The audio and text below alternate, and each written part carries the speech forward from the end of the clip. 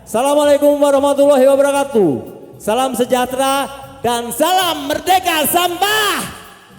Oke, harapan kita besar dengan terselenggaranya acara ini agar pertanyaan kita terjawab, kapan merdeka sampah? Nah, dari teman-teman yang sangat kreatif ini menyelenggarakan pameran ini, dan nanti malam juga kita juga ada acara yang sangat luar biasa sekali karena memang kita juga menyelenggarakan ini, kerjasamanya banyak sekali yang mendukung acara ini pada sore hari ini dan nanti malam hari.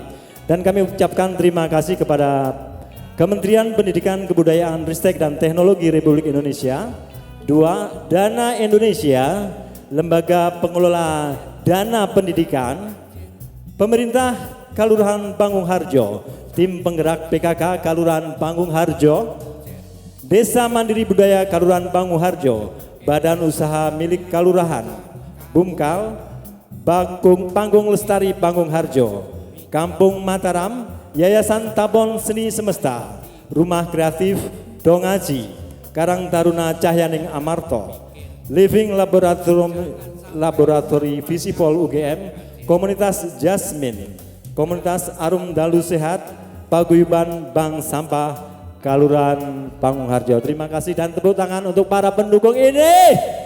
Nah, teman-teman di sini menunjukkan dengan pameran-pameran yang ada. Ini ada kembar sampah, Nek Janur kembar wayang, kembar mayang ya. Kalau sampah ya mungkin ya kembar mayang sampah. Ini ada gitiran sampah. Oke, juga ada batik yang terbuat dari juga sampah yang dimanfaatkan hingga bisa menghasilkan seperti batik, juga ada aksesoris, buku-buku dan kerajinan-kerajinan lain yang tentunya akan membawa hasil atau manfaat dan bisa berhasil guna juga. Nah, disinilah laboratorium dan teman-teman Sanggar Desa berkonsentrasi untuk bisa menyelenggarakan acara ini. Dan tentunya silakan bagi para pengunjung dan teman-teman yang peduli sampah bergabung di sini di Kampung Mataram bersama teman-teman dari Sanggar Desa dan Laboratorium Sampah tentunya. Dan nanti akan kita saksikan bersama penampilan teman-teman dari Omah Joget. Nah, kita tampilkan dari Omah Joget dengan tari Makalangan. Oke, Makalangan dari Omah Joget ya.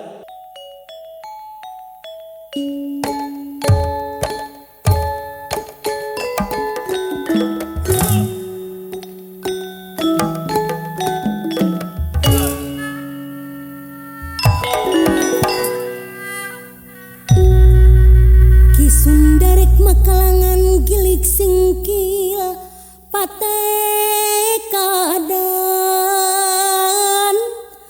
tenung ludeng mong waring rang mintonkeun kabinang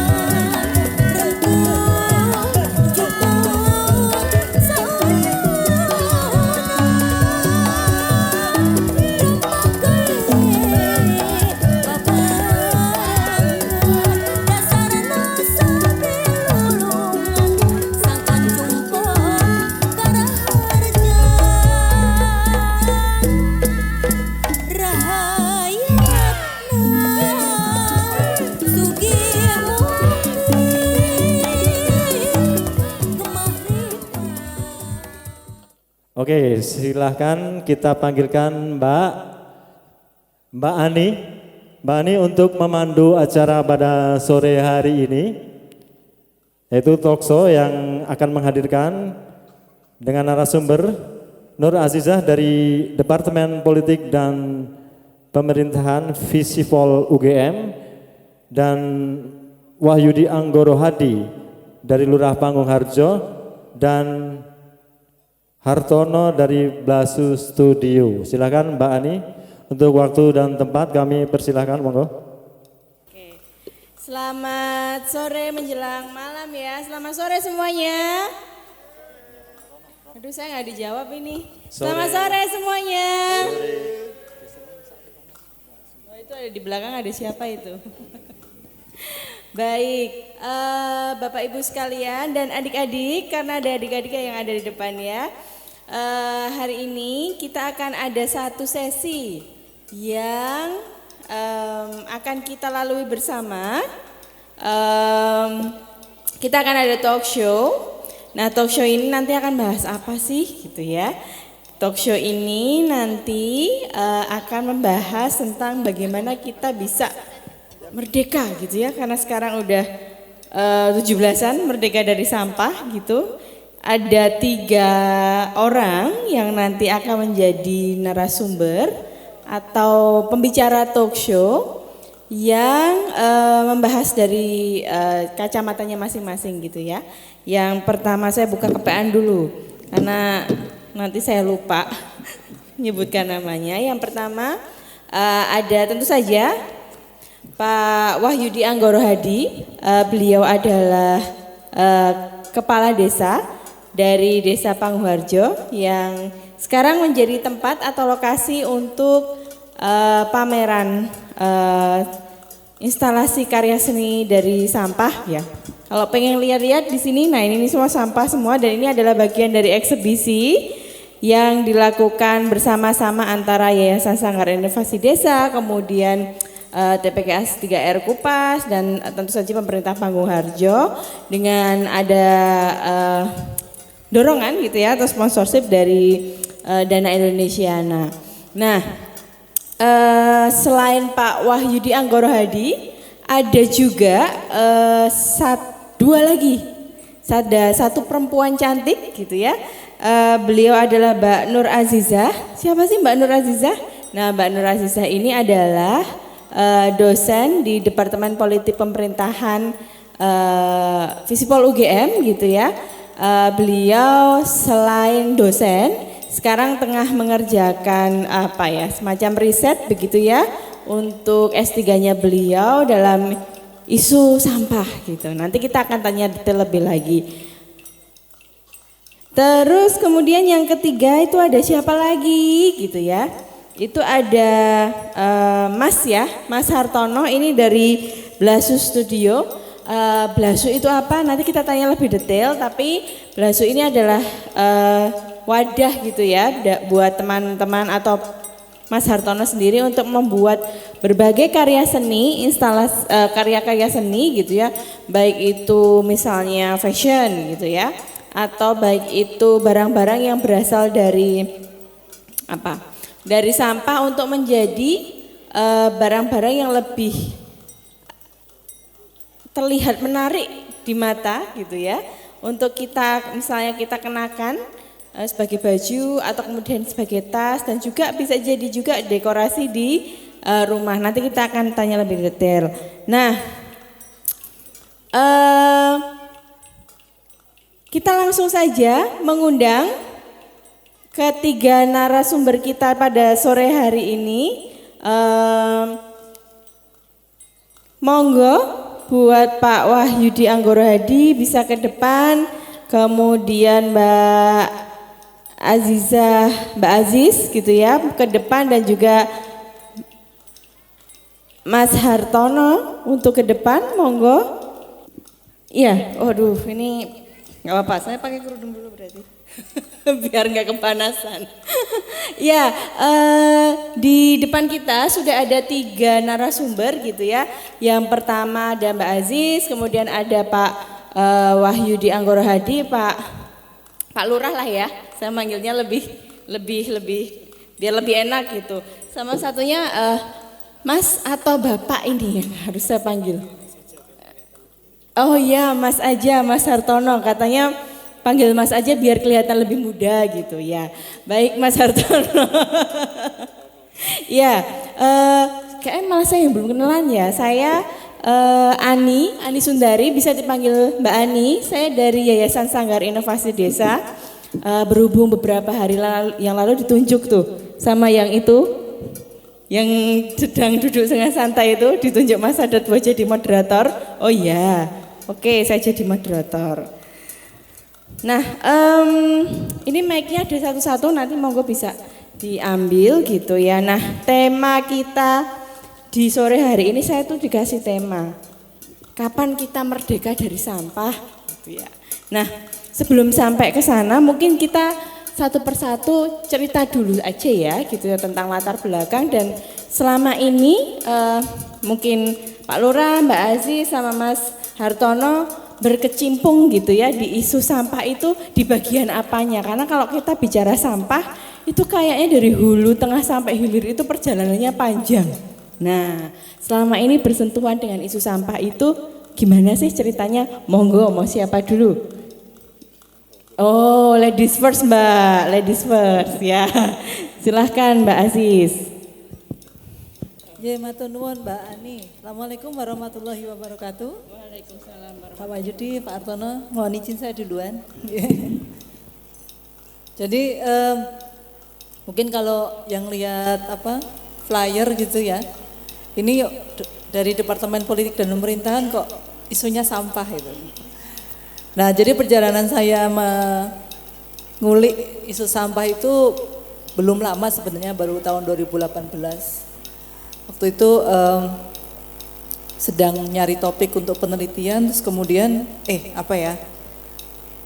ngobrol-ngobrol dengan beberapa kolega, termasuk dengan calon pembimbing waktu itu. Coba kamu lihat sampah.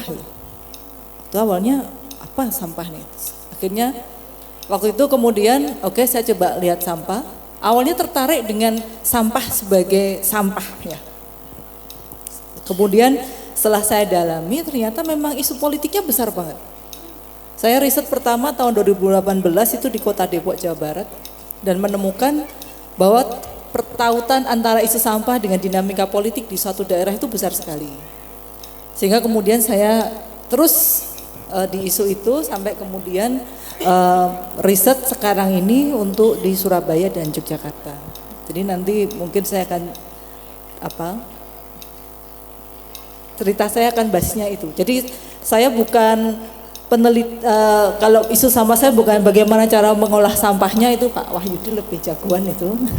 Saya nggak di situ, tapi saya bisa banyak sharing soal bagaimana dinamika politik terkait dengan tata kelola sampah di Indonesia secara umum maupun di beberapa daerah di Indonesia. Begitu Mbak. Thank you Mbak Aziz. Ini menarik ya. Ternyata kalau kita bicara soal sampah itu ansih bukan sesuatu barang yang nggak berguna. Bahkan dia bisa menjadi sesuatu yang sangat terhubung dengan isu politik gitu.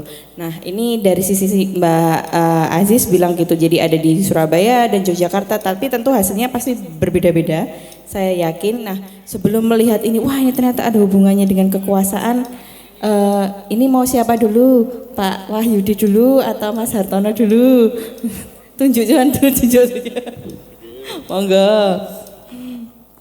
Assalamualaikum warahmatullahi wabarakatuh. Waalaikumsalam warahmatullahi wabarakatuh. Sugeng sonten Bu Azizah, Pak Hartono, Mbak Ani, Bapak Ibu sekalian, teman-teman semua yang berkesempatan hadir baik online maupun offline di acara talkshow Kapan Kita Merdeka Sampah.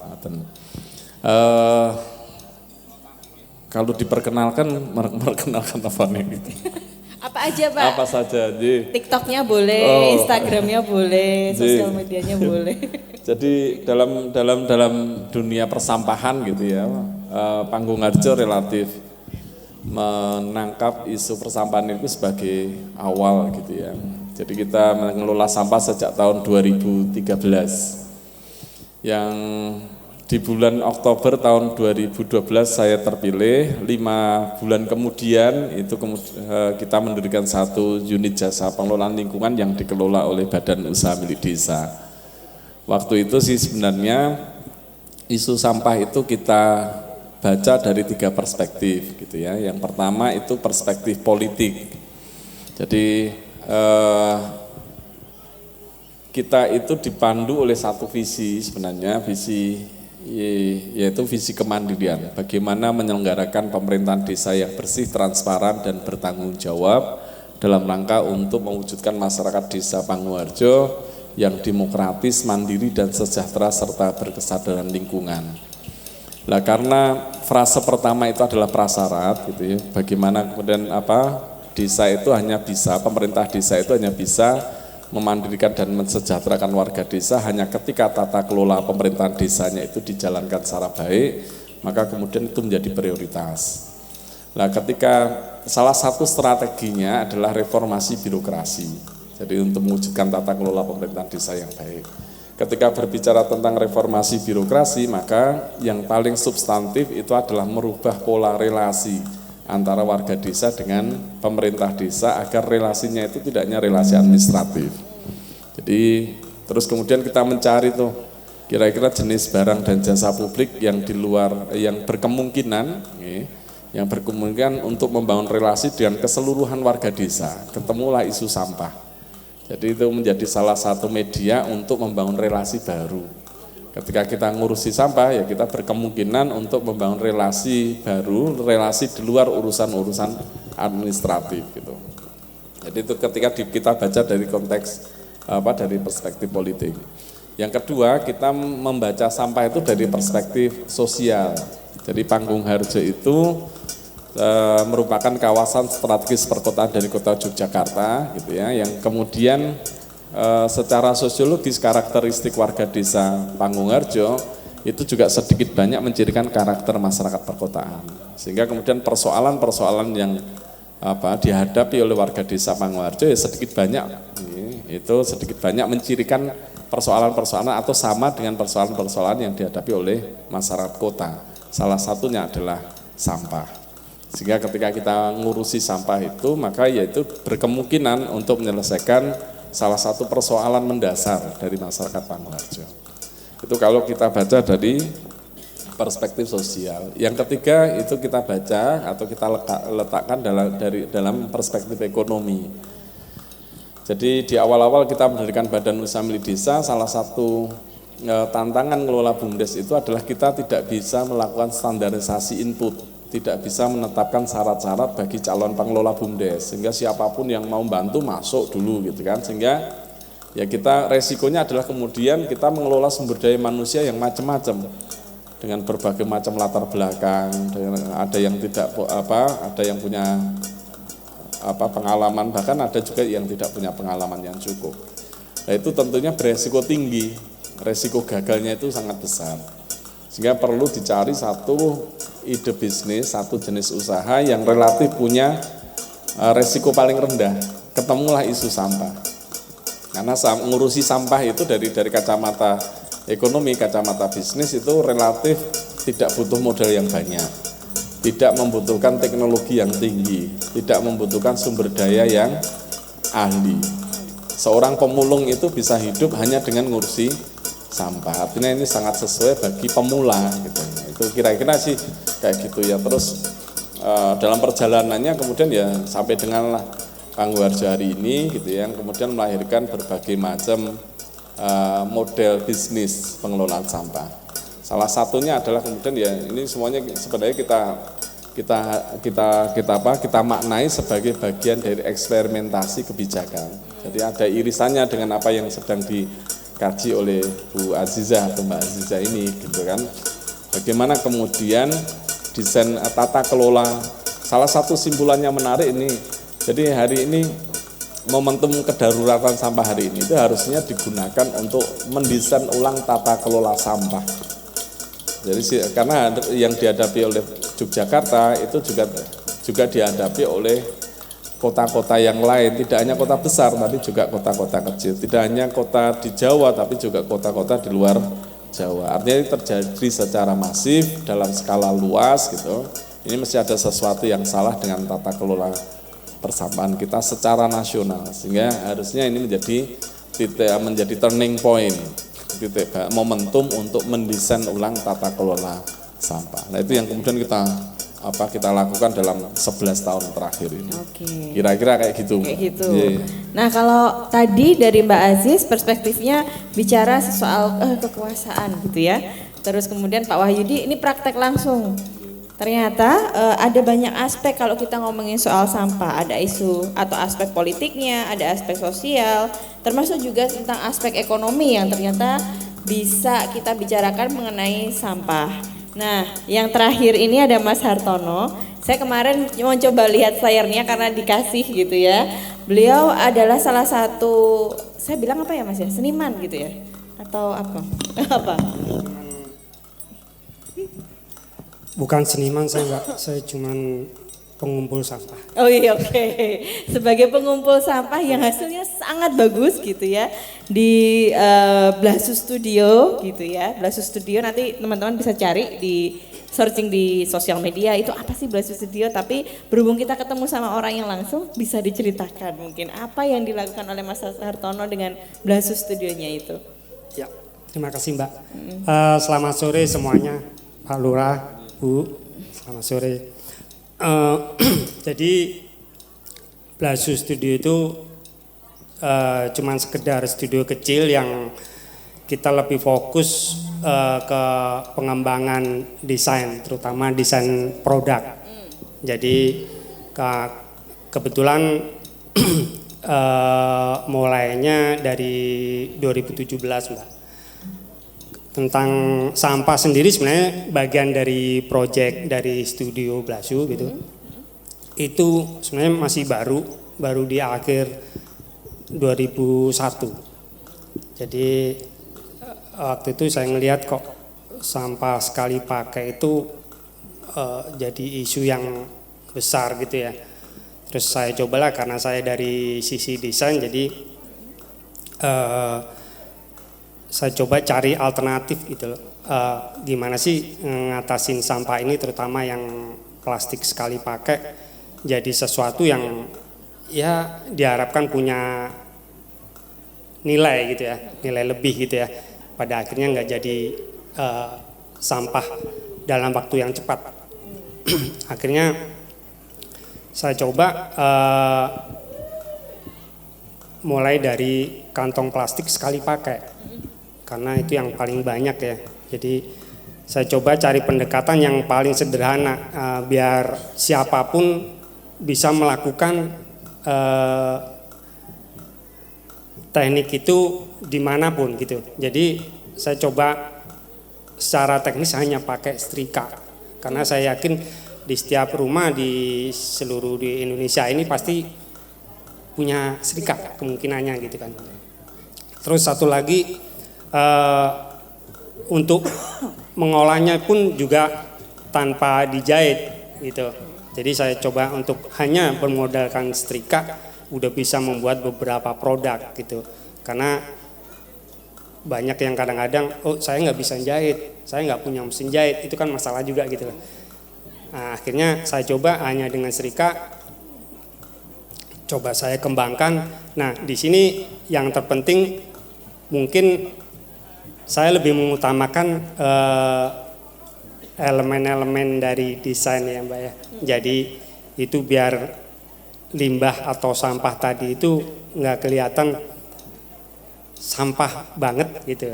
Jadi pada akhirnya dia punya nilai ekonomi dan punya fungsi yang benar-benar bisa diharapkan gitu. Karena dari desain produk itu yang utama kan dia harus berfungsi gitu.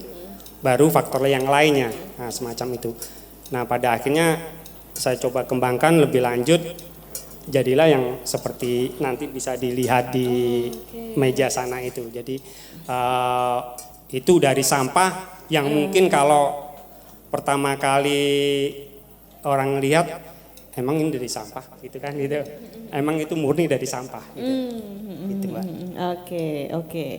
Makasih Mas Hartono. Itu nanti kalau mau lihat di meja itu ya, yang pengen melihat eksibisi dari teman-teman Bali Blasu Studio bisa dilihat barangnya yang ada di situ. Nah, kalau kita bicara lebih kontekstual lagi gitu ya, hari ini kan memang Jogja sangat darurat sampah gitu ya.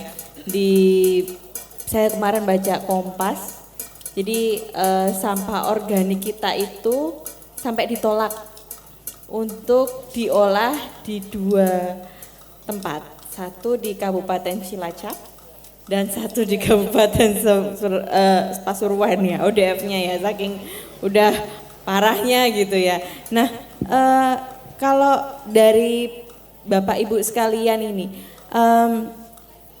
apa yang kemudian terlihat nggak orang-orang yang ada di sekitar kita gitu ya, di wilayah Jogja atau di yang lain-lain itu membawa ini sebagai sebuah urusan publik yang memang harus diselesaikan secara bersama-sama, atau justru orang pada lari sendiri-sendiri gitu ya. Artinya yang penting di depan rumah saya itu tidak ada sampah, terlepas dari tetangga saya nanti bau tempatnya gitu, yang penting halaman rumah saya bersih gitu ya. Nah, apa yang kemudian membuat kayaknya ada satu hal yang terpotong gitu ya dari isu sampah, karena kemudian orang tidak melihat ini sebagai persoalan bersama gitu. Orang justru menganggap bahwa saling lempar-lemparan, atau yaitu cerita soal bahwa yang penting halaman rumah saya bersih, halaman rumah orang lain mau kotor silahkan gitu. Itu ada keterputusan macam apa yang terjadi ya di situ? Saya pengen tahu aja sih. Dan mungkin teman-teman juga bertanya-tanya, ini kayaknya udah bau, tapi kayaknya orang nggak berpikir bahwa itu masalah saya gitu. Itu kenapa ya? Monggo, siapa dulu? Mbak Aziz, Ya. monggo. Ini menarik ya. Saya mau tanya dulu ke teman-teman yang ada di sini. Ada nggak yang berubah sejak di TPA Piungan ditutup Februari ya, dan kemudian lanjutkan Mei, sekarang buka tutup ya. Ada nggak yang berubah dari teman-teman secara individual ataupun di lingkungan sekitar dari cara kita berhadapan-hadapan dengan sampah? Sama atau enggak? Dengan dulu, tahun lalu, 2 tahun lalu, 3 tahun lalu. Jangan-jangan tetap sama. Kalau itu sama, ya realitasnya sama. Artinya apa? Krisis yang kalau kita lewat ring road, Selokan, Mataram, itu kiri kanan sudah seperti itu. Tapi yang terjadi menurut saya orang ini sudah mulai menormalisasi yang seperti itu. Biasa. Wingi yang ngono kuwi biasa gitu. Mambu sithik gitu, atau cuman ya apalagi lewat cuman sekilas info nggih. Karena tadi, dan kenapa itu kemudian tidak mengubah perilaku kita terhadap sampah? Kalau dari pengamatan saya pribadi, jadi gini Pak, saya itu karena riset sampah. Jadi terlalu menjiwai. Jadi kalau sampai nyampah tuh saya merasa bersalah. Jadi kemana-mana bawa tumbler sendiri, bawa tas sendiri, beli brambang juga pakai kantong kantong ulang pakai gitu, pakai ulang sendiri gitu. Sampai segitu, anak saya cereweti terus itu. Kasihan juga jadi anak saya itu sebenarnya. Tapi karena itu saya lihat jadi krisis yang sudah seperti ini, tetapi respon masyarakat itu biasa-biasa saja. Yang terjadi yang tadi disampaikan, yang penting nggak di depan pintu saya, yang penting nggak di halaman rumah saya. Perkara mau dibawa kemana, perkara mau diapakan, itu juga bukan urusan saya. Itu yang praktek umum terjadi. Dan yang ini berbeda dengan Surabaya misalnya tahun 2000-an awal. Di mana krisis sampah kemudian bisa diolah sedemikian oleh aktor-aktor politik yang ada di sana menjadi isu besar, menjadi isu publik. Waktu itu demo berhari-hari, kantor DPRD, kantor Balai Kota dijadikan TPA. Sama mungkin yang terjadi di Kalimantan mana ya kemarin beberapa hari yang lalu gitu. Nah di Sintang itu, di Jogja nggak tahu untungnya enggak atau belum itu nggak tahu ya. Tapi proses itu kemudian krisis itu kemudian membuat orang punya kesadaran bersama, entah itu diorkestrasi oleh aktor-aktor politik untuk kepentingan politiknya. Yang terjadi adalah wali kota pada waktu itu kemudian bisa di-impeach. Bisa digulingkan, dipaksa untuk mundur karena dianggap tidak mampu salah satunya menangani isu sampah di Surabaya. Nah itu yang hari ini tidak terjadi. Tekanan kepada pemerintah itu lebih mungkin kalau kita lihat risetnya teman-teman saya di kampus dengan big data, ya perang di Twitter, rame di Twitter, rame di Facebook, rame di, tapi sebatas itu. Aksi kemudian menjadikan isu sampah ini sebagai tuntutan publik yang kuat, itu saya tidak melihat. Dan salah satunya adalah karena dalam kultur Jawa itu tidak ada kita punya budaya resik punya. Kita punya budaya bahwa rumah atau lingkungan itu harus bersih. Tetapi yang tidak ditemukan adalah sampahnya tidak diapain. Nggak ada. Mungkin kita bisa menemukan orang dulu pakai jugangan, pakai luwengan itu ya. Tapi kan dalam konteks dulu itu sampahnya sebagian besar organik karena kemasannya masih juga pakai daun. Tapi itu yang tidak kita temukan sekarang. Karena itu karena budayanya tidak berubah tetap, maka kemudian cara kita melihat sampah juga sebenarnya tetap hanya sebagai sesuatu yang harus segera disingkirkan dari hadapan kita dan sudah tidak perlu kita pedulikan lagi. Nah, kuncinya mengubah di situ. Saya kira gitu. Monggo Pak Wahyudi, Pak Mas Hartono dulu.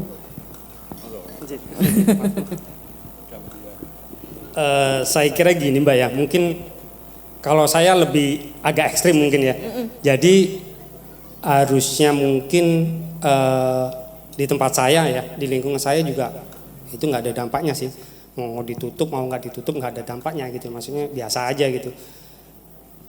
Ada masalah pembakaran juga paling bau sebentar gitu kalinya. Cuman mungkin ini ya, kalau saya mungkin lebih harus ada trigger atau yang shock terapi yang harus besar ya mungkin. Seperti tadi yang ya kurang besar. Jadi mungkin nggak tahu dari pemerintah itu bikin peraturan yang emang benar-benar itu bikin masyarakat kelabakan gitu loh. Jadi wah nggak bisa gitu. Karena saya lihat hanya sedikit sih, itu di sekitar Mandala Krida mereka setiap pagi harus antri untuk stor sampah. Dan hari tertentu itu ditutup.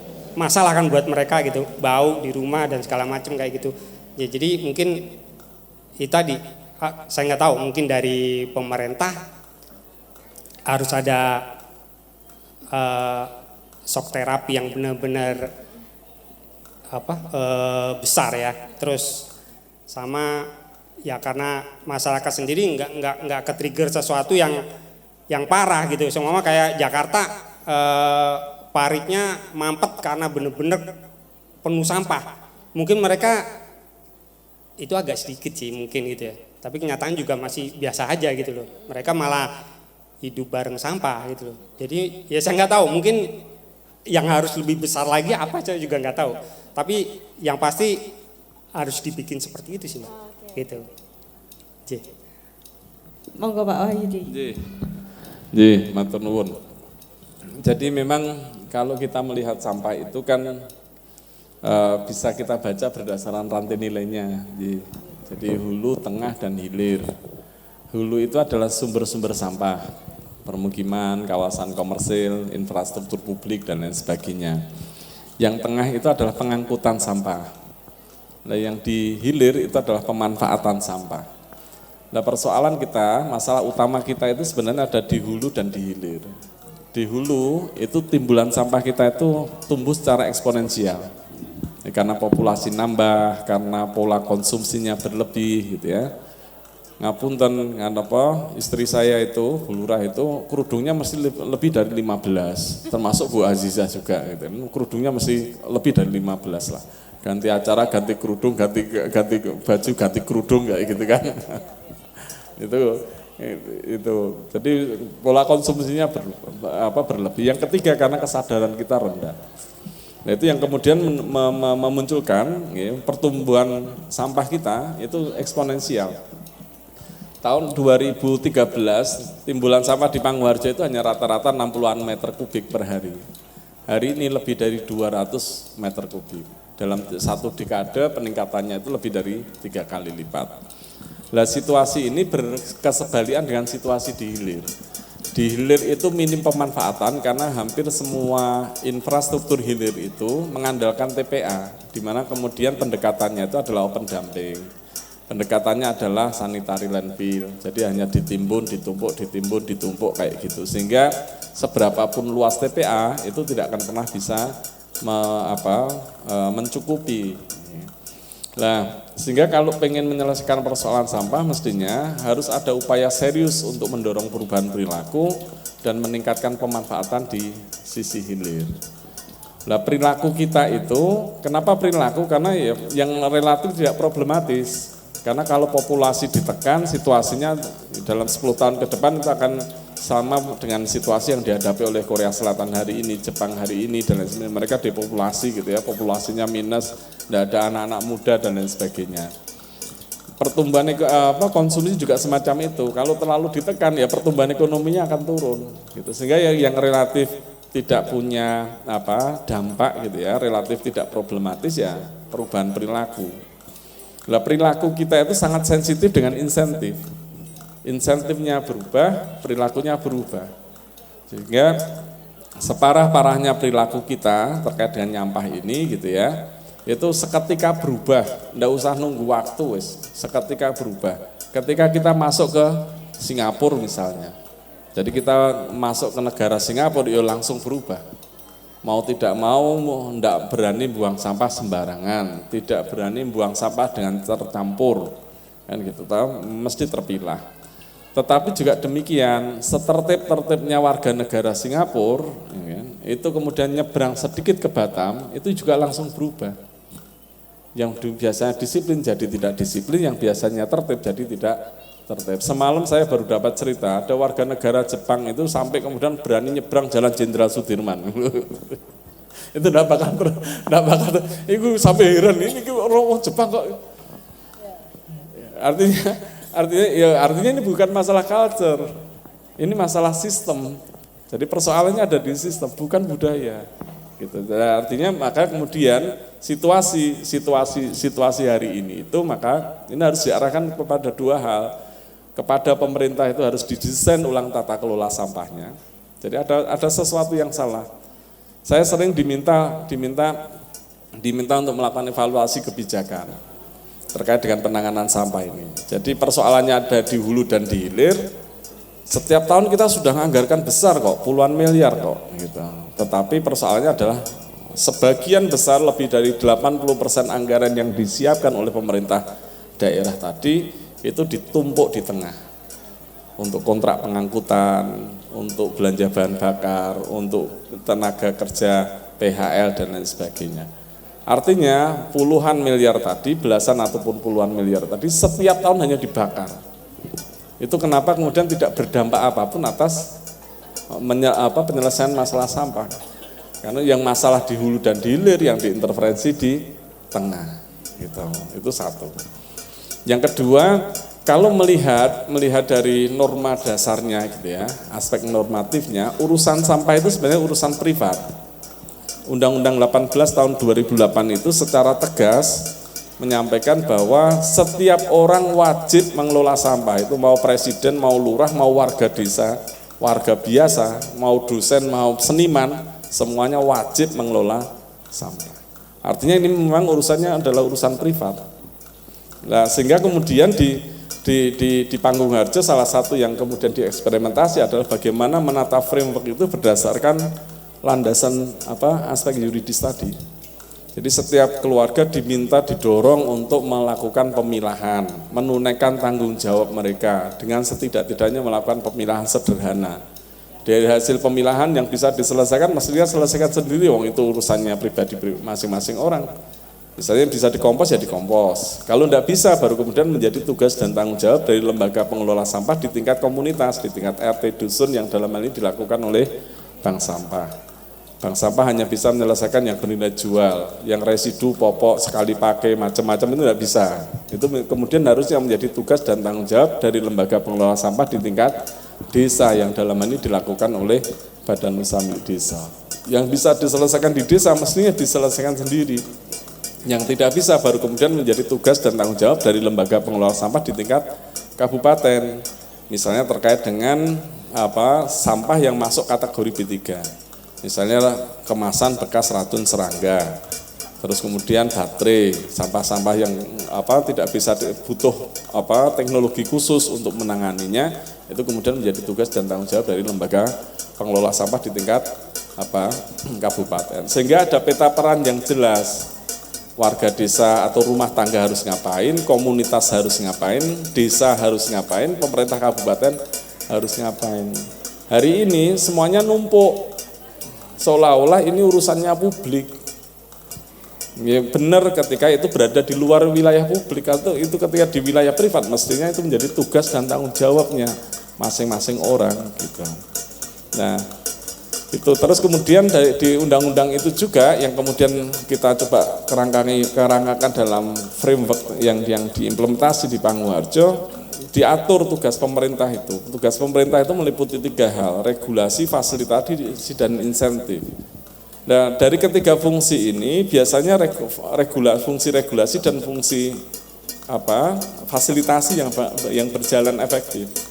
Karena di situ terkait dengan ada anggaran dan lain sebagainya. Tapi yang ketiga yang tidak kemudian digunakan adalah menjalankan fungsi insentif. Padahal ini instrumen penting, instrumen kebijakan yang bisa digunakan untuk mendorong perubahan perilaku. Ya. Penerapan insentif, disinsentif itu. Karena perilaku kita itu ya dibentuk oleh itu. Tuhan saja membentuk perilaku kita itu dengan itu. Ada surga, ada neraka. Kan ada dosa, ada pahala. Membentuk perilaku kita karena ada memainkan dengan 2 instrumen tadi. Nah, ini dan itu tidak pernah dilakukan atau sangat terbatas atau tidak pernah dioptimalkan dalam rangka untuk mendorong perubahan perilaku. Sehingga di Panguharjo tahun 2022 itu kan mencoba untuk membangun mengeluarkan sebuah kebijakan penerapan tarif layanan yang progresif. Yang buang sampah banyak harus membayar lebih, sehingga setiap kali pengambilan ditimbang. Itu sehingga dia yang punya sampah banyak dia harus membayar lebih. Yang disebut sampah itu adalah ketika campur. Jadi ketika yang keluar dari rumah tangga berupa campuran, sisa organik, sisa makanan, campur dengan kertas, campur dengan plastik dalam satu wadah, semuanya akan kita anggap sama, semuanya akan kita timbang dan berat timbangan dijadikan sebagai dasar penetapan retribusi. Akan tetapi ketika yang keluar dari rumah tangga itu berupa pilahan, organik berapapun itu akan diambil oleh pemerintah desa sebagai bagian dari insentif secara gratis gitu ya, yang bernilai jual dibeli ya, sesuai dengan jenisnya, baik melalui bank-bank sampah yang ada maupun melalui aplikasi yang ditetapkan sebagai residu, yang ditetapkan sebagai sampah hanyalah yang residu, dan itu yang kemudian ditimbang. Normalnya residu itu hanya 20%. Artinya ketika dia milah, dia akan berkesempatan membayar jauh lebih murah karena yang ditimbang hanyalah yang residu. Sehingga pilihannya hanya 2, membayar mahal atau milah gitu. Itu secara teori enggak, tapi implementasinya nanti kita bisa ceritakan lagi bagaimana dinamikanya. Itu gitu yang kan. mau saya tanyakan Ya. sih Pak. Itu ya asik-asik gemes gitu. Gemes ya. Gitu ya. Jadi gini, kan pilihannya hanya 2 toh. Sebenarnya pilihannya hanya tersedia 2, membayar mahal atau milah gitu kan. Tapi jenenge warga desa itu ya kadang-kadang kan ya mosok ya kadang-kadang lucu kayak gitu kan. Lucunya gimana? Ndak mau Pak, mosok ya pilihannya mau loro Pak. Kudune pilihannya 3, lha apa? Aku ora gelem milah, ora gelem bayar mahal. Terus pripun Pak? Kan lah kita sampaikan Bapak Ibu sekalian nggih. Urusan sampah itu adalah urusan privat sekali lagi. Jadi Bapak Ibu sekalian itu sebenarnya bisa melakukan apapun karena itu urusan pribadi jenengan. Bisa melakukan apapun selama berada di wilayah private panjenengan. Berarti boleh ditumpuk Pak, boleh silakan ditumpuk saja. Asalkan dalam batas pekarangan Bapak Ibu sekalian. Pastikan baunya jangan sampai melewati batas pekarangan Bapak Ibu sekalian. Lalatnya jangan sampai melewati batas pekarangan Bapak Ibu sekalian. Ya kalau gitu saya bakar Pak, ya boleh saja silakan bakar. Pastikan asapnya tegak lurus loh ya gitu kan. Enggak boleh menggok-menggok gitu kan. Lah kalau ketika kemudian sampah baunya itu sudah melewati batas pekarangan, asapnya sudah melewati batas pekarang, sebenarnya Bapak Ibu sekalian itu harus tunduk pada aturan hidup bersama. Ora iso sak karepe dhewe. Itu kemudian peran pemerintahnya di sana sebenarnya ngurus dan mengatur. Ini ya juga menjadi catatan Mbak Ani, mengurus dan mengatur kepentingan publik. Nah, ya artinya mengurus dan mengatur itu gini, harusnya diurusin dulu, baru diatur. Nah, yang terjadi hari ini seringkali pemerintah itu dibalik mengatur dan mengurus kepentingan masyarakat. Kebanyakan ngatur, tidak pernah ngurus. Itu yang kemudian masyarakat juga, lah terus ngapain kebanyakan aturan tetapi tidak pernah dicukupi gitu. Jadi ya memang ini menjadi artinya ya harusnya ini menjadi refleksi bareng-bareng lah. Pemerintah juga harus melakukan mendesain ulang tata kelola sampah, harus mengakui bahwa ada sesuatu yang salah dengan tata kelola sampah kita selama ini. Tapi di sisi yang lain ini adalah urusan dari masing-masing orang, sehingga ya kita harus kemudian menyadari bahwa kapan merdeka sampah itu jawabannya itu tegas saat kita berubah perilakunya. Oke. Selama perilakunya tidak berubah sampai kiamat kurang roh dino, ya udah bakalan rampung. Katanya kiamatnya 10 Agustus Pak kemarin, tapi udah direvisi. Berarti lebih ya sebenarnya, udah jadi kiamat. Gak jadi kiamat. Nah, saya pengen tanya dari sisi Mbak Aziz dulu ya, sebelum ke ke Mas Hartono gitu. Ini tadi kan Pak Lurah menekankan bahwa sebelum kiamat 2 hari itu harusnya gitu ada perubahan perilaku yang terjadi gitu. Dan saya yakin Mbak Aziz juga bergelut dengan isu ini sampai akhirnya saya kemana-mana bawa tas gitu buat beli brambang, saya bawa tumbler gitu. Itu kan artinya ada semacam kesadaran yang kemudian muncul karena kemudian terkonek dengan isu ini gitu ya. Karena kemudian memahami, meneliti, membaca, melihat langsung gitu. Nah, kalau dalam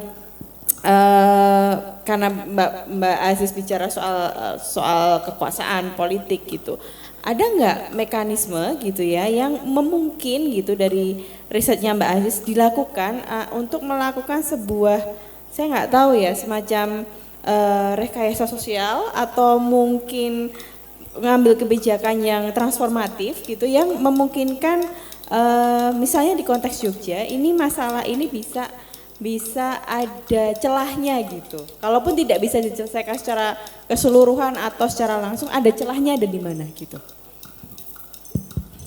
Kalau jawabannya itu cuma satu, Pak Wahyudi di cloning. Pak di cloning Pak. Jadi begini, dari riset saya, gitu ya, saya menemukan kunci dari keberhasilan atau paling tidak setengah berhasil menangani isu sampah itu satu, kepemimpinan. Itu nggak bisa ditawar ternyata. Kenapa? Karena yang saya lihat di beberapa daerah yang saya amati itu memang karena isu tadi dari sisi kultural dan perilaku warga itu terhadap sampah tuh masih ya kayak gitu aja gitu. Asal nggak di depan mata gitu misalnya. Karena itu perlu pemimpin yang punya mimpi bahwa saya pengen kota saya bersih, saya pengen wilayah saya bersih, dan untuk itu saya akan kerahkan sumber daya ekonomi, sumber daya politik. Kalau dalam konteksnya kabupaten kota ya termasuk bagaimana merangkul politisi, merangkul dukungan di dewan sehingga kemudian anggaran daerah itu bisa didorong untuk fokus ke penuntasan sampah. Nah itu yang sekali lagi saya belum banyak lihat di sini. Ya. Sementara di daerah lain yang sudah berhasil mengelola sampahnya, kuncinya di situ. Bahkan ada yang saya teliti itu sampai nyerempet-nyerempet menggunakan ya rent seeking gitu. Tapi paling ya bagi pemimpin rasional, ya pilihannya kalau enggak gitu nanti dukungan politiknya enggak ada. Ya sudah nyerempet-nyerempet. Di area procurementnya ada permainan bawah meja, tapi realnya masyarakat lihat ada instalasi pengolahan sampah terbangun dan ribuan ton sampah bisa diolah. Hasilnya kotanya bersih. Itu terjadi. Jadi pertama kemudian pemimpin ini bisa mengurus tadi dengan cara pakai rent seeking. Nah, mengaturnya termasuk juga mengatur bagaimana warga ini bisa berubah pikirannya.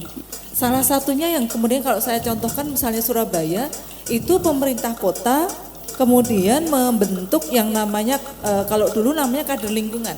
Oke. Jadi di setiap RT ada dua orang ini diajari, kemudian apa fungsinya, mulai dari edukasi ke lingkungan sekitarnya soal bagaimana memilah sampah yang bagus, bagaimana membuat kompos, bagaimana membuat lingkungannya bersih dan hijau dengan sumber daya yang mereka miliki, dan ada insentif tadi yang disampaikan Pak Wahyu.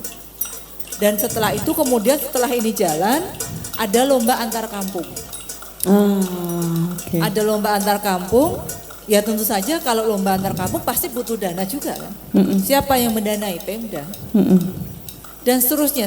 Dan kemudian karena Pemda juga tidak mungkin jalan sendiri, salah satu yang juga sebenarnya produsen sampah dan menjadi bagian besar kalau kita bicara Undang-Undang Nomor 18 2008 adalah swasta. Siapa yang digandeng? Contohnya Surabaya lagi Unilever misalnya masuk, saya sebut merek ya. Unilever masuk, Danone masuk, Jawa Pos masuk. Dan semuanya diminta bareng-bareng dengan Pemda mengepung atau membuat program pengolahan sampah sehingga kemudian tadi dari semua lini itu muncul. Digerakkan ya. Pembukanya sekali lagi adalah pemerintah. Oke. Dan tadi tugasnya mengatur dan mengurus dan mengatur tadi dikerjakan semuanya. Oke. Nah, Ya, ini tadi kan kayaknya spektrumnya gede banget gitu ya. Wilayahnya besar banget soal pengambilan keputusan, kemudian gimana mencari pemimpin gitu. Nah, saya mau tanya ke Mas Hartono. Saya bukan generasi Gen Z ya, tapi kalau melihat barang-barang produk yang dihasilkan oleh Blasus Studio itu saya amazed gitu. Ini barangnya bagus banget, saya pengen beli gitu. Nah selama ini kalau dari para desainer produk gitu ya yang bergerak di isu sampah itu gimana sih Mas Hartono? Apakah itu sudah menjadi mainstream untuk digunakan sebagai bahan baku misalnya dan kemudian menghasilkan barang-barang yang cukup laku misalnya di pasar dan kemudian diminati oleh masyarakat umum atau mungkin kalangan-kalangan tertentu yang memang mereka punya kesadaran soal isu sampah makanya saya akan beli barang-barang ini atau bagaimana sejauh ini jalan desain produknya? Terima kasih Mbak. Jadi sejauh ini saya lihat belum begitu ini ya banyak desainer produk yang melakukan. Maksud saya gini, mereka melakukan pendekatannya yang lebih dekat lagi ya ke masyarakat ya. Karena selama ini hanya mereka mendesain, akhirnya jadi prototipe dan lebih cenderung belum bisa mengubah kebiasaan masyarakat juga gitu. Nah, saya coba pendekatan yang Blasu lakukan itu lebih ke yang dekat lagi. Jadi kita memanfaatkan sesuatu di sekitar kita. Jadi seumpama saya yakin setiap rumah pasti tumpukan kresek itu banyak, ya kan? Tumpukan bekas kantong gula, kantong sayur itu banyak. Nah, pada akhirnya kan dicoba untuk itu tuh larinya kemana kalau gitu. Jadi kalau seumpama saya setuju sekali sama Pak Lurah tadi, itu menarik banget gitu, karena beliau orang Jogja jadi pendekatannya halus ya. Gitu. Kalau saya kan Surabaya agak frontal gitu ya. Ya menarik tadi Pak, benar Pak. Jadi mungkin balik lagi pendekatan ya Mbak. Jadi gimana kalau kita punya yang kita anggap itu sampah gitu, yang kresek tadi, kresek itu biasanya kan untuk kantong sampah juga gitu kan, nah gitu. Cuman kalau tadi sudah di aturan mainnya Pak Lurah tadi itu jauh lebih menarik lagi. Artinya kita mau nggak mau sebagai semua saya kepala keluarga ya, ini biar kita nggak ngeluarin uang untuk bayar sampah yang kita buang, itu gimana caranya gitu. Nah demikian juga dari desainer ya gitu. Jadi mau nggak mau kita harus desain ulang cara kita untuk memberitahu kalau sampah itu emang benar-benar problem gitu loh. Nah, karena tugas desainer itu memecahkan masalah kan gitu. Iya betul. Dan solusinya ya tadi gimana pendekatannya, nggak cuman itu jadi produk ini loh, dari sampah saya udah sekian juta ton mengolah sampah, saya kira itu yang banyak didengungkan ya. Iya, betul. Itu nggak menarik saya kira gitu loh.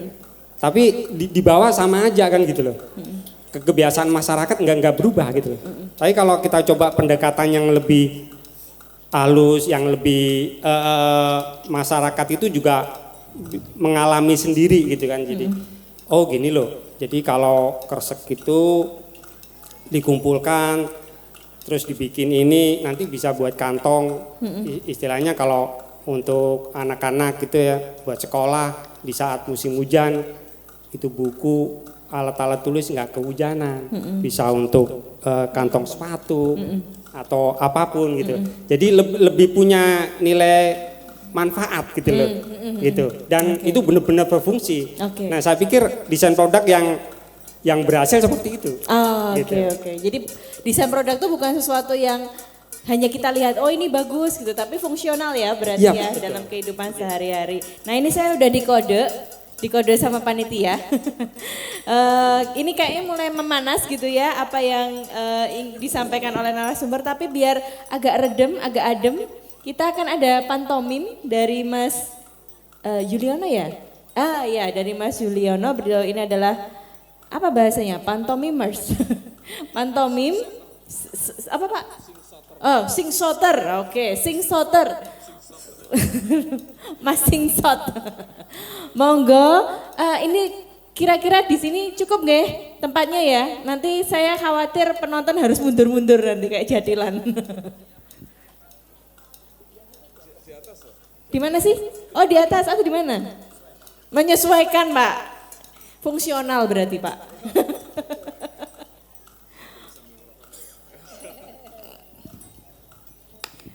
Tepuk tangannya.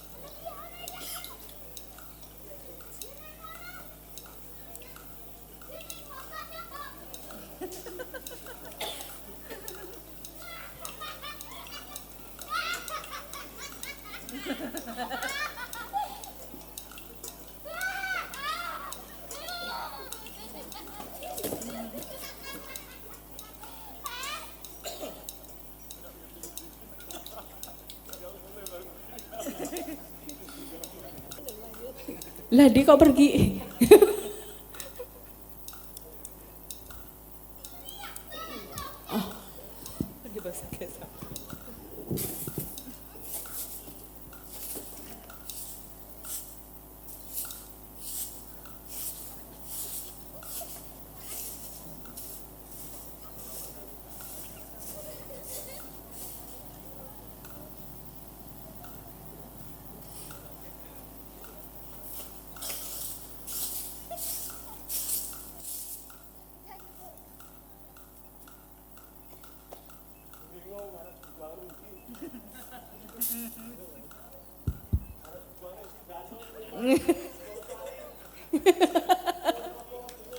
Oke, tepuk tangan buat Mas Juliono Singsot. Mas jangan pulang dulu, minum teh dulu Mas.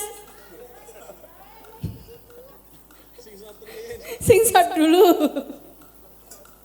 Ya, itu tadi sebagai bagian dari ini ilustrasi gitu ya, dari pantomim yang dibawakan oleh Mas Juliono gitu ya, untuk dia mencoba menggerakkan, mungkin setiap orang punya interpretasi sendiri-sendiri ya, tapi bagaimana tadi cerita dia buang sampah ke sana, sampah ke sini, saya bingung mau buang di mana, akhirnya dia buang di tengah-tengah kita, di depannya ada sapu, ada dupa dan juga sampah plastik gitu ya.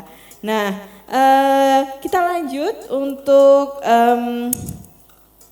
yang sesi selanjutnya, tapi kayaknya mungkin kita terbuka juga dari teman-teman yang ada di depan ini kita untuk mengajukan pertanyaan kepada teman-teman narasumber yang ada di depan. Mumpung ini ada Mbak Aziz, kemudian ada Pak Wahyudi, kemudian ada Pak Hartono gitu ya.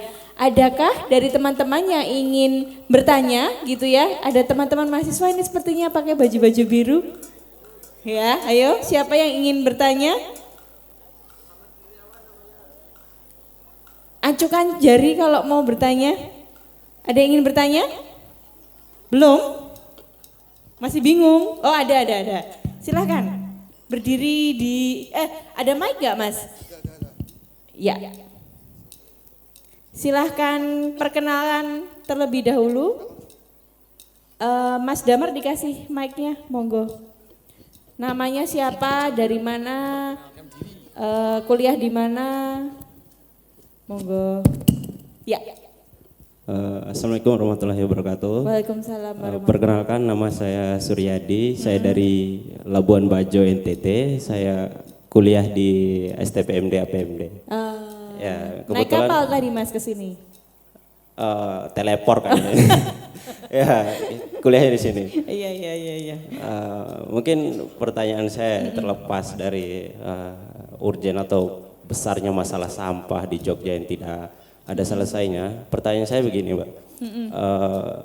Bagaimana sih cara kita atau lebih langkah yang diambil pemerintah atau kita sendiri sebagai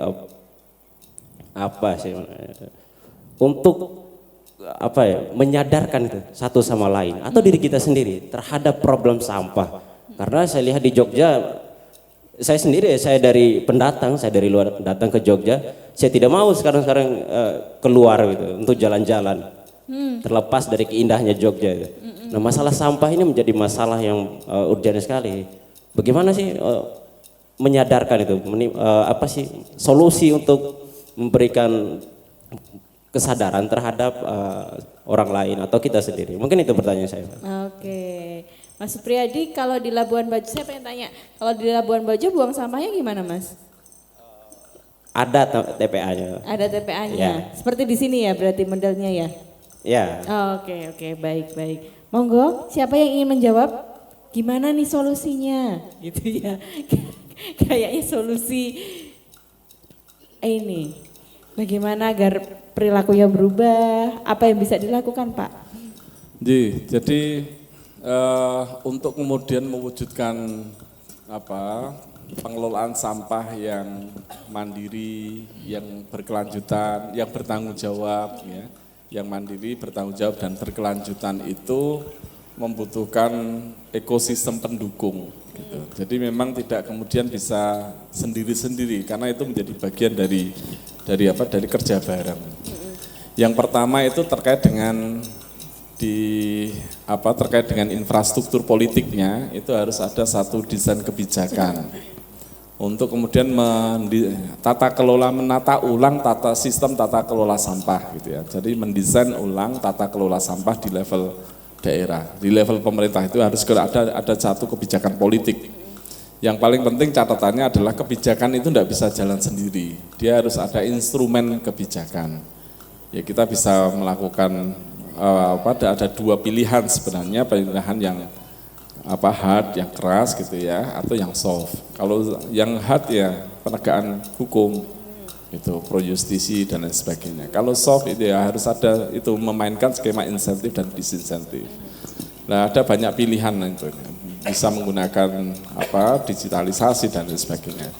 Itu satu di wilayah pemerintah. Yang kedua di wilayah masyarakat, itu ada partisipasi sosial. Jadi ada infrastruktur sosial yang harus juga dibenerin. Itu terkait dengan partisipasi sosial, terkait dengan adanya sistem sosial yang membantu keluarga-keluarga, membantu masyarakat untuk kemudian menyelesaikan persoalan sampah. Bank sampah itu menjadi salah satu bentuk sistem sosial, tetapi dia hanya kemudian membantu yang menyelesaikan yang bernilai jual saja. Gitu kan? Untuk yang organik, kalau misalnya kemudian bisa diselesaikan sendiri, mestinya diselesaikan sendiri. Kalau tidak bisa, ya secara sosial harus kemudian melahirkan satu mekanisme. Misalnya ada rumah kompos komunitas, jadi satu RT ada satu tempat pengelolaan sampah khusus untuk sampah organik. Di mana kemudian ini harus juga diberikan insentif oleh pemerintah, difasilitasi oleh pemerintah dan lain sebagainya. Itu yang ketiga memang butuh infrastruktur teknologi. Itu jadi pemanfaatan di sisi hilir itu bisa maksimal ketika ada input teknologi, sehingga kemudian pemanfaatannya meningkat. Nah, jadi ini menjadi wilayah swasta bisa jadi wilayah swasta. Jadi ada pemerintah itu mendesain kebijakan, mengeluarkan kebijakan, termasuk juga mendesain instrumen kebijakannya. Di sisi masyarakat itu ada partisipasi sosial, ada sistem sosial yang menopang keberdayaan sosial itu, dan peran swasta itu juga bisa kemudian melakukan investasi agar kemudian ada teknologi di sisi hilir agar kemudian pemanfaatannya itu bisa maksimal gitu. Jadi tidak bisa sendiri-sendiri memang gitu. Nah, kuncinya memang tadi yang disampaikan salah satu yang berikan acara oleh Ibu Aziza tadi, itu figur kepemimpinan menjadi penting. Karena dia premovernya siapa? Premovernya tetap pemerintah. Nah, repotnya itu seringkali kan gini, pemerintah kita itu punya kewenangan, punya sumber daya, punya anggaran. Artinya dia itu sebenarnya mencukupkan semua prasyarat itu tercukupi. Dia punya otoritas untuk memaksa orang berubah, dia punya punya sumber daya yang kemudian bisa digunakan untuk melakukan hal-hal yang sifatnya teknis dan lain sebagainya. Dia juga punya anggaran yang sangat besar. Persoalannya kenapa kok tidak kemudian tidak bisa selesai gitu. Ya pemerintah kita harus kita akui ya. Gitu. Jadi punya kewenangan, punya anggaran, punya sumber daya, tetapi tidak punya imajinasi. Jadi nggih maju mundur mubeng minger, maju ngetoke anggaran, mundur ngetoke anggaran, mubeng ngetoke anggaran, minger ngetoke anggaran. Jadi tidak kemana-mana. Jadi yang kita sampaikan tadi bahwa 80% anggaran untuk penanganan sampah itu ditumpuk di tengah, itu menjadi gambaran postur anggaran di semua pemerintah daerah. Jadi anggarannya besar tetapi tidak menyelesaikan masalah, tidak berdampak apapun karena memang terkait dengan tiadanya imajinasi. Karena ya bukan perkara gampang mengintervensi di sisi hulu juga tapping teknologi di sisi hilir gitu. Jadi memang ya, tapi ini harusnya jadi refleksi bersama, mesti harus refleksi bersama. Kira-kira ngoten niku. Ada tambahan mungkin dari Mbak Aziz? Atau Mas Hartono nanti ya? Nanti saya menggarisbawahi yang disampaikan Pak Wahyudi. Tadi kaitannya dengan memang kebijakan ya Pak. Jadi pengalaman, jadi beberapa waktu yang lalu UGM diminta untuk membentuk tim untuk membantu pengelolaan sampah di DIY. Dan itu dikepung beberapa fakultas. Dan itu diawali dari UGM itu disalahkan karena universitas gede kok ramelu-melu. Terus kemudian di UGM dibentuk tim, kebetulan dari Visipol saya diminta juga untuk di sana. Setelah berunding beberapa saat, ketemu dengan Pemda, dengan Pemprov, saya tanya dulu, ada komitmennya enggak? Kalau kita mikir, kita punya solusi, mau melakukan enggak? Selama saya enggak mendapat jawaban itu, saya enggak akan jalan. Kenapa? Udah dipikirin beneran, jangka panjang, jangka menengah, jangka pendek kita bikinkan roadmap gitu, tapi enggak dipakai. Itu buang waktu, Mbok, saya mulang aja gitu. Jadi ya sementara ini kami belum melihat itu secara kuat. Padahal itu sekali lagi itu kuncinya. Kenapa? Kalau tadi saya bilang ada di awal ada perilaku yang perlu diubah, itu memang betul. Cuma mengubah perilaku itu kan jangka panjang. Yang itu harus dan ini juga penting ya. Bagaimana kemudian mengubah persepsi kita bahwa budaya itu bukan sekedar yang bisa dilihat, dalam hal ini tari-tarian, membuat desa wisata misalnya, tetapi juga bagaimana perilaku kita terhadap salah satunya sampah. Itu butuh waktu panjang. Dan itu butuh misalnya melalui, ya tadi kalau di Surabaya contohnya melalui kader-kader, melalui ibu-ibu PKK kemudian, melalui rapat-rapat RT itu terus menerus disuarakan gitu ya, bahwa ini kita punya masalah dan kita sebagai produsen sampah itu tadi sudah disampaikan, kita punya tanggung jawab individual, punya tanggung jawab pribadi untuk menyelesaikan persoalan sampah dari diri kita. Karena itu ikut. Tapi kan kebanyakan juga masyarakat itu mungkin sebagian besar pengen tapi nggak tahu caranya. Misalnya, aduh kompos, saya ngobrol dengan beberapa teman, nggak punya lahan, loh. Padahal ada Takakura, ada biopori, ada kompos bag, ada macam-macam sebenarnya teknologi pengkomposan itu. Tapi karena pengetahuan itu tidak ditularkan, tidak menjadi pengetahuan bersama, maka kemudian kelihatannya susah. Padahal kalau skala individu saja mau tanggung jawab pakai toples losida, itu aja bisa gitu. Jadi ya tadi dengan mulai membawa kemana-mana, membawa tas belanja sendiri, jangan mengandalkan pada tas kresek, mau beli makanan juga bawa kontainer sendiri dan seterusnya, itu memang harus terus-menerus dikampanyekan, bukan hal yang sesaat kemudian bisa sudah selesai itu, tapi ya tadi terus-menerus karena hubungannya dengan apa yang ada di dalam pikiran dan pikiran masing-masing orang tadi soal apa itu sampah. Oke, Mas Hartono? Ya. Dari saya sedikit aja karena saya bukan pemegang kebijakan publik ya. Jadi mungkin Masnya tadi, saya kira mulai dari sore ini Mas, mungkin Mas yang ngerokok atau makan makanan itu dikumpulkan, ditaruh di tempat yang mana yang udah disediakan. Saya kira mulai dari situ Mas. Karena kita masing-masing dari mana mulainya, ya dari diri kita sendiri Mas. Gitu ya. Makasih. Terima kasih Mas Hartono. Ada 2 pertanyaan yang terakhir ini. Yang pertama ini sebenarnya kegelisahan saya juga secara pribadi gitu ya.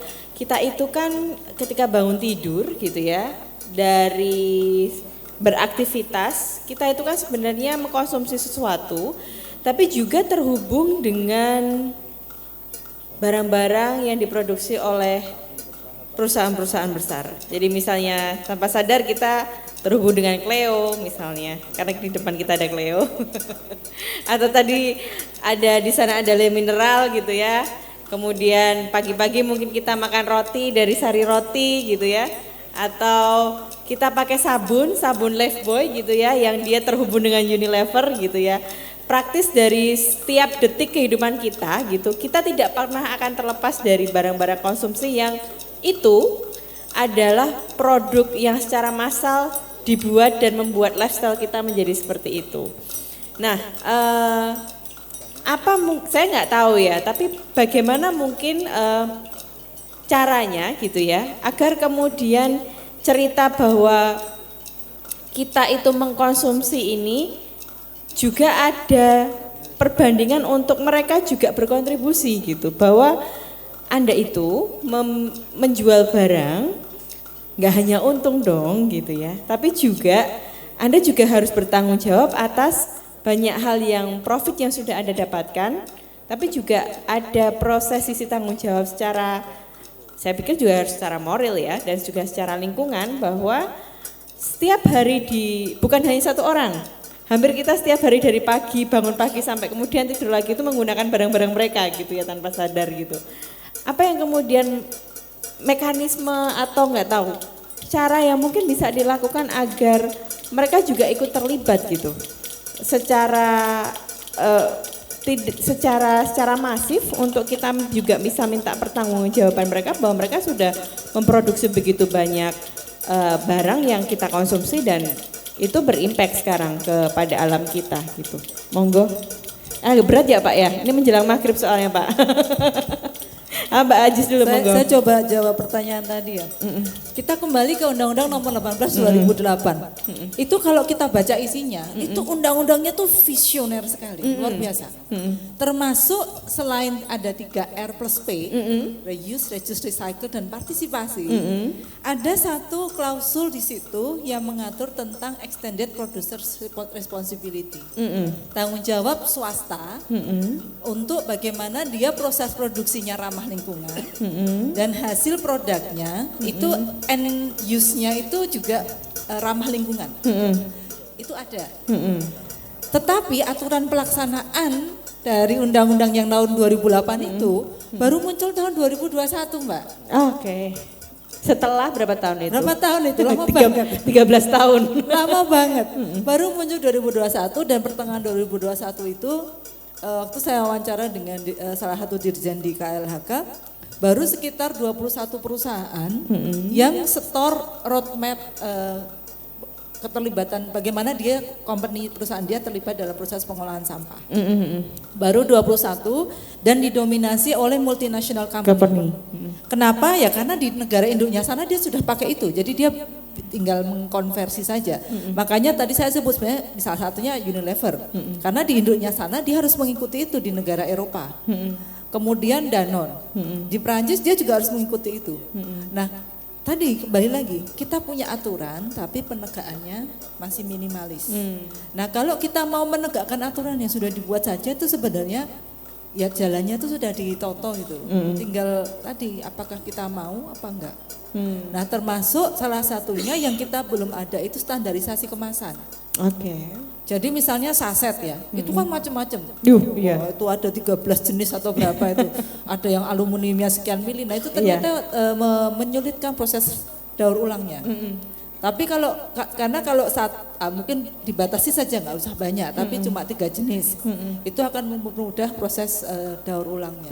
Jadi ada 2 hal, yaitu regulasi yang itu kita sudah ada tapi masih minim penegaan, dan yang kedua yang belum muncul itu di standarisasi kemasan. Kemasan ya. Karena itu yang akan mengatur bagaimana apa yang boleh atau bisa dipakai dan beredar kemudian di Indonesia. Oke, baik. Pak Wahyudi mau nambahin Bapak? Sudah cukup ya?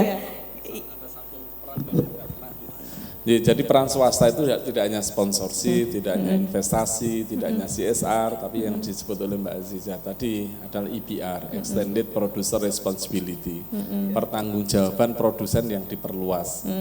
Itu sebenarnya kalau gampangannya itu kewenangannya ada di pemerintah daerah sebenarnya untuk menetapkan itu. Jadi pemerintah Kabupaten Bantul itu sebenarnya bisa ngomong kepada Unilever, bisa ngomong kepada Danone, bisa ngomong kepada Indofood gitu ya. Bahwa semua produk Indofood, bahwa semua produk Unilever dilarang masuk ke Bantul, kecuali mereka pungut sendiri sampah mereka. Yang kemudian memaksa perusahaan-perusahaan itu untuk bekerja sama dengan lembaga pengelola sampah di tingkat desa atau di tingkat komunitas. Itu salah satu skema EPR yang mungkin gitu. Jadi bekerja sama dengan lembaga-lembaga pengelola sampah yang ada untuk kemudian memungut kembali. Gitu. Itu tapi ya tidak banyak pemerintah daerah yang punya pemahaman yang cukup atas itu sehingga tidak terimplementasi dengan baik. Kira-kira kayak gitu. Iya, Mas Hartono mau nambahin? Mungkin sedikit aja sih Mbak. Jadi mungkin sebenarnya kebijakan itu terlambat juga sebenarnya ada untungnya juga Bu. Jadi banyak unit produksi yang pada akhirnya mengelola limbah. ada nilai ekonominya oke. gitu. Sebenarnya kan harusnya perusahaan gede sangat-sangat mampu ya mengolah itu gitu loh. Dan itu bakalan selesai sebenarnya gitu loh. Tapi pada akhirnya mungkin dia berbagi rezeki kali gitu mungkin. Ya mungkin gitu aja sih. Oke. Nah, ini yang pertanyaan terakhir gitu ya. Ini kan ada apa? Instalasi-instalasi gitu ya. Kemudian nanti juga ada perform gitu. Ada batik gitu. Menurut tiga narasumber kita ini, inisiasi laboratorium sampah gitu ya. Itu kesan impresinya dari masing-masing gimana ini sebelum talk show kita selesai? Saya pengen tahu biar teman-teman yang sudah bekerja ini aku hasilku gimana ya gitu ya. Silakan. Monggo Mas Hartono. Monggo. Ini sangat luar biasa karena saya pertama kali masuk sini, wah gitu kan. Apa yang bikin wah Mas? Ini didesain rapi gitu Mbak. Oke. Maksudnya rapi gitu. Termasuk tadi ada laboratorium sampah gitu. Yang saya lihat karena kemarin saya waktu kesini baru beberapa yang masih berdiri ya hiasan ini. Dan hari ini udah ada semuanya gitu. Saya kira ini sangat menarik. Cuman mungkin cuman sekedar usulan aja ya. Ke depannya Nun Sewu nih Pak Lurah. Nun Sewu Pak Sadat. J. Ditulis dulu masukannya. Ini menarik. Cuman alangkah lebih menariknya lagi kalau ini bisa disimpan berapa lama dan bisa dipakai berapa lama. Dan setelah itu kira-kira mau diapakan lagi. Jadi artinya itu nanti benar-benar berkelanjutannya itu benar gitu. Nanti mau diolah atau mau tiba-tiba dibungkus dibuang ke tempat sampah saya nggak tahu juga kan gitu maksudnya gitu. Jadi mungkin jauh lebih baik seperti itu dan pada akhirnya nantinya ada report bahwa kita melakukan ini pada akhirnya langkah selanjutnya ini dan pada akhirnya itu bisa dikatakan berkelanjutan gitu. Jadi nggak tahu itu nanti punya dampak secara ekonomi atau apapun, tapi yang penting kan benar-benar berkelanjutan gitu. Jadi hanya nggak sekedar di awal, selanjutnya bingung mendaur ulangnya. Gitu. Oke, baik Mas Hartono. Di catatan Mas Sadat harus ada sustainable. Oh iya, seni berkelanjutan. Oke, mantap. Monggo Pak Lurah. Ini kan Kampung Mataraman ya, tiba-tiba ada plastik-plastik gini, ada kelonteng-kelontengan gini gimana Pak? Jadi ini kira-kira memberikan gambaran terkait dengan apa diferensiasi gitu ya, pemanfaatan atas sampah untuk karya-karya seni. Gitu. Jadi ternyata sampah tidak hanya digunakan untuk hal-hal yang sifatnya fungsional, tetapi juga untuk apa untuk karya seni gitu. Tapi pertanyaannya kurang lebih sama. Tapi karena kita pelaku sampah itu jadi sudah mulai ngitung. Ini yang PP ini kalau dijual per kilonya 6.500 gitu kan. Yang kresek warna itu ya kira-kira 2.000-an gitu kan. Jadi kalau nanti selesai itu karena tolong ditimbang setelah itu kita beli deh gitu. Karena ini sebenarnya ini PP toko ini mahalnya minta ampun ya. 1 kilonya bisa sekitar 6.000 7.000 itu kan. Iya. Kelihatannya baru sebagian ya. Dan sebagian baru, sebagian enggak. Sebagian baru, sebagian daur ulang gitu. Tapi itu kira-kira sih itu harganya sudah ada semua. Tapi itu menjadi pertanyaan kan, menjadi evaluasi. Saya kira ya keberlanjutan menjadi kata kunci gitu kan. Apapun nanti apa pemanfaatannya itu harus kemudian ya menjadikan keberlanjutan sebagai perspektif lah. Gitu. Oke, baik. Jadi baik. saya sangat sepakat untuk apa dengan Mas Hartono tadi bahwa harus ada report dari semua karya ini kira-kira menghasilkan sampah plastik PP berapa, PE berapa kilogram, setelah itu diapain, logam ada berapa kilogram diapain, itu saya kira penting menjadi bagian dari pertanggungjawaban atas sekaligus sebagai eksperimentasi laboratorium sampah tadi. Gitu. Kira-kira kayak gitu sih. Mbak Aziz, monggo. Tadi sudah ya, seketika datang saya langsung mikir tadi, ini sampahnya habis ini kalau udah selesai diapain ya? Tapi kalau Pak Wahyudi sudah perspektif ekonominya sudah jalan ya. Cuma tadi memang tadi karena bisa nggak kita menyelenggarakan acara yang kemudian tidak menimbulkan timbulan sampah baru. Nah itu yang perlu kita jadikan tolak ukur bahkan kita untuk mengukur keberhasilan sebuah kegiatan. Termasuk ini sebenarnya. Ya meskipun ini laku nggih Pak nggih. Niki botol plastik Pak Yudi. Tapi kalau bisa misalnya pakai gelas aja diisi itu kan bisa ya. Masukan buat panitia berarti besok ya. Karena saya sudah menghindari kalau lebih baik saya bawa sendiri kalau disuguhi botolan saya nggak minum gitu.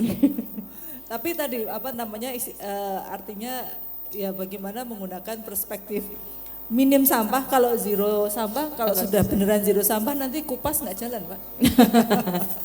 Ya jadi itu menjadi perhatian semua dan kemudian memastikan bahwa semua instalasi yang dipakai ini kemudian bisa didaur ulang.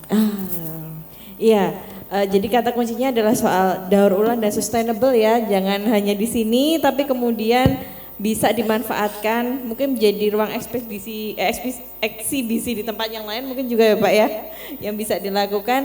Nah karena ini sudah jam berapa ini saya Mbak cek Ani, ya? satu lagi Mbak Ani. Boleh. Satu pertanyaan singkat saja. Silakan. Ini ke Bu Azizah. Bu Azizah karena melakukan riset sampah dan kaitannya dengan politik gitu ya. Pengalaman-pengalaman politik semacam apa atau di mana? Atau pertanyaannya saya ubah, kira-kira seberapa besar nilai politik sampah kemudian bisa mengimpit seorang bupati atau apa gitu, dan kemudian seberapa bernilai sampah kemudian kami bisa mengusung menjadi seorang bupati ini kalau di Jogja itu ya. Karena kalau menjadikan Ngarso dalam nggak mungkin, mengimpit beliau nggak mungkin, kira-kira gitu ya. Tapi kira-kira dalam rangka untuk nilai jual politik terkait dengan sampah, monggo Mbak. Saya pernah waktu itu kebetulan diminta bicara juga di salah satu podcast gitu ya. Saya bilang, coba besok kalau bisa, kalau ada pilek, ada pilkada atau pemilu secara umum, coba kita cek yuk ada nggak sih kandidat yang menggunakan isu sampah sebagai pintu masuk. Ternyata nggak ada. Nah, apakah kemudian di Jogja, kalau yang saya contohkan tadi Surabaya tahun 2000 awal, itu memang konteks politiknya ada sesuatu yang berbeda ya. Sehingga dan kemudian sampah itu menjadi pintu masuk untuk menggugah warga bahwa pemimpinnya ini tidak terlalu oke. Tapi sekali lagi meskipun sebenarnya ada masalah besar, tapi dibungkus dengan isu sampah. Nah, apakah di Jogja itu bisa? Saya belum melakukan riset soal itu, tapi kalau perkiraan saya kemungkinan kecil. Kenapa? Bayangkan dalam krisis sampah beberapa tahun belakangan ya, ini kan kita sudah buka tutup, baik di blokade maupun di tutup pemerintah kan paling nggak sejak tahun 2018 gitu. Sudah 5 tahun, 6 tahun. Tapi masyarakat itu tidak ya cuma ngomel aja gitu. Omelannya cuma omelan di angkringan, omelannya sekedar omelan di Twitter, tapi tidak ada aktor politik yang kemudian menggunakan ini sebagai isu besar. Kenapa? Saya khawatir, dugaan saya, ketika aktor ini terpilih, ya mungkin dia juga nggak bisa menyelesaikan persoalannya demikian besar ini. Jadi ini isu yang benar-benar wingit gitu, orang nggak berani karena emang padahal sebenarnya resource-nya ada. Kalau pengalaman di negara lain Mbak, adakah? Pengalaman di negara lain tadi beberapa contoh, kalau dampak politik atau bagaimana isu sampah dikemas menjadi isu politik itu saya kira saya belum menemukannya. Tetapi memang bagaimana pemerintah kemudian mengatur dan mendisiplinkan perilaku warga terhadap sampah itu menjadi pokok perhatian penting. Di Jepang misalnya itu mulai nggak cuma 1 tahun, 5 tahun, mereka sampai puluhan tahun untuk bisa membuat Jepang seperti sekarang ini. Singapura itu sejak zaman awal Lee Kuan Yew tahun 60-an bisa sampai sekarang ini. Artinya kalau memang tidak kita mulai dari sekarang ya nggak bisa.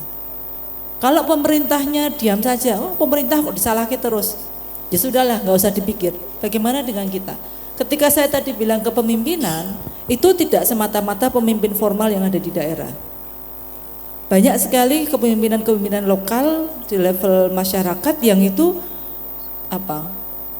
yang sudah getih sejak awal ngurusi sampah. Undang-undang tadi sampah kita tahun 2008 itu ada soal partisipasi sampah. Tapi pemerintah nggak punya bentuk. Mana yang dilihat? Yang dilihat punyanya Pak Bambang. 2006-2007 ada bank sampah di Jogja pertama kali. Itu yang kemudian menjadi rujukan dari Undang-Undang 2008. Dan itu yang dibuat kemudian jadi rujukan membuat peraturan menteri dalam Menteri Lingkungan Hidup yang katanya dengan pengelolaan bank sampah. Jadi tadi kepemimpinan itu masih menjadi hal yang kuat. Kalau apakah bisa menjadi isu politik besar? Kalau kita mau kemas bareng-bareng sebenarnya bisa. Tapi kita ini budaya di Jogja itu budaya politiknya budaya pekewo. Budaya politiknya itu ya tadi kalau sudah menyangkut yang punya Jogja kan kemudian anteng semua. Nah jadi saya kira kalau saya pribadi saya mengatakan ya kalau menjadi isu besar mungkin belum. Makanya dari yang kecil tadi Pak Hartono menggarisbawahi ya mulai dari kita aja kalau kita mau menyelesaikan sampah. Matur nuwun. Terima kasih Mbak Aziz karena ini sudah maghrib ya. Jadi karena sebenarnya waktunya hanya sampai 5:30 gitu ya. Saya melebihi jatah waktu yang sudah diberikan gitu. Tapi ada banyak hal yang muncul ya dari proses-proses ini dari perspektif kemudian tadi soal kekuasaan, kemudian bagaimana Pak Wahyudi menceritakan soal perjalanan gitu ya mengurusi sampah dari sejak 2013. Mas Hartono melihat perspektif dari desain produk seperti itu. Ini ada banyak hal yang sebenarnya bisa menjadi insight baru gitu ya bagi kita semua untuk bicara soal isu sampah. Nah, berhubung sudah maghrib dan Mas habis ini istirahat dulu ya berarti ya? Wah ini MC-nya kemana ini? Ya habis ini kita akan istirahat dulu untuk sholat maghrib. Terima kasih atas kehadiran Bapak Ibu teman-teman sekalian pada kesempatan sore hari ini. Semoga apa yang kita bicarakan selama kurang lebih 1 sampai 1,5 jam ini memberikan manfaat bagi kita semua. Saya selaku moderator memohon maaf bila ada hal-hal yang kurang berkenan gitu ya dari proses kita selama 1,5 jam ini. Silahkan yang mau sholat maghrib, silahkan sholat maghrib, tapi jangan pergi dulu karena habis ini kayak masih ada acara dan sampai jumpa di pertemuan-pertemuan selanjutnya dan semoga kita segera merdeka dari sampah. Terima kasih, tepuk tangan untuk kita semuanya.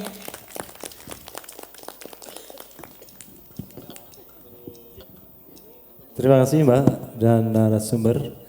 Nanti kita akan kembali lagi setelah azan maghrib ini. Kita lanjutkan Mas Juliono dan nanti kita kembali ke sesi kedua.